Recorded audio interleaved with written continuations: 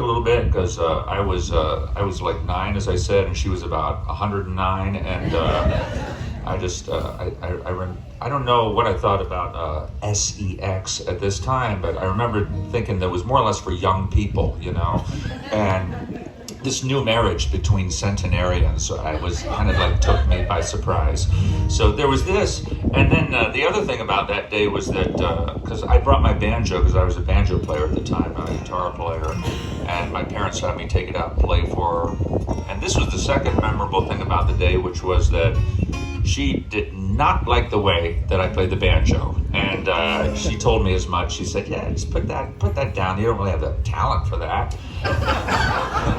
Put that back in its case, and we'll have a little lunch, and then we'll show you how banjo music really goes." And she and her new husband, who turned out to be a fiddler, they took their instruments out. She started like going away on the banjo like this, and she started singing about in Bible times there were 99. Oh, that great ship went down. It was sad. So that's what I heard anyway. Came to me. And then this old guy takes out his fiddle and he starts, and I said, geez, that sounds even worse than that banjo sounds, if anything. So anyway, a memorable day for me, and another occasion for a true song. This is another every line is true kind of a song. We came up the hill to meet him in the dirt patch he was weeding. That was our first look at Aunt Peg's new old man.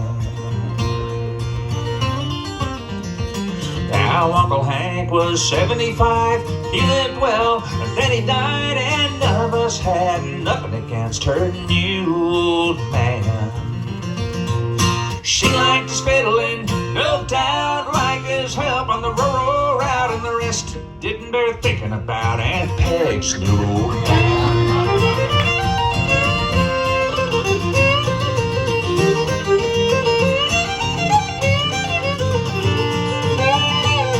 Now we sat down and we got fed a long grace, but what a spread. The chicken was just 1 hour dead, and the stew was made of barley. I pulled out my banjo after a while, but he didn't like the scrub style. Listen up, boy, this here's called Going Down to Raleigh. Going down to Raleigh. Going down to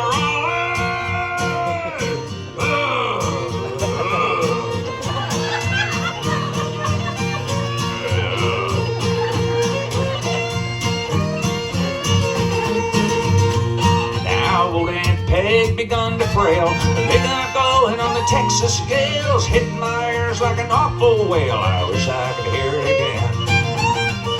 No, he had no use for the modern stuff. His back was strong, his hands were up, but he rocked to road age. Sure enough, Aunt Peg's new old man.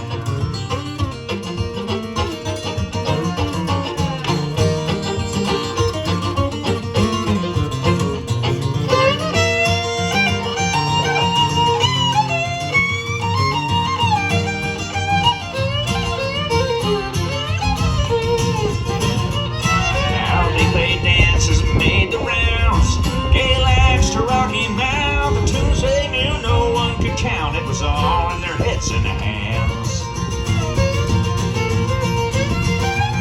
And you could do worse as a widow than to find a man to spade and a hoe and raise a little hell with a long bow. And Peg's new old man.